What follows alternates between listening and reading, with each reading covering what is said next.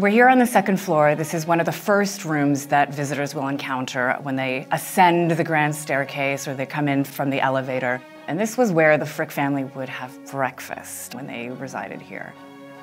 So once the Frick family moved out and this was converted to a museum, this became office space. And so it really has lived for many decades as administrative offices.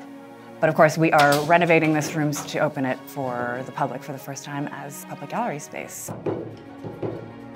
We really relied on archival photos in order to reconstruct what was in this room, from the wall hangings to the paintings to the furniture and even just the sense of the room. And it was mostly paintings from 19th century French landscape painters like Courtlin and the Barbizon school.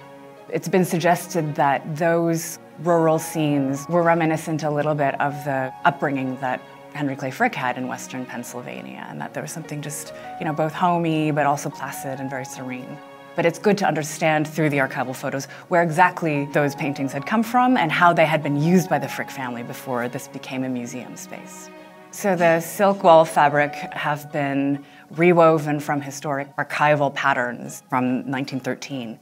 And this would be one of the few rooms on the second floor that will have window treatments that also come from that sort of historic domestic design of the room. Having an example of one of the original valances, part of the window treatments, was really important for us, both as a model of what to do as we're reconstructing the room, but also it's a huge reminder of the labor that went into making every detail of the furnishings and finishes of this house.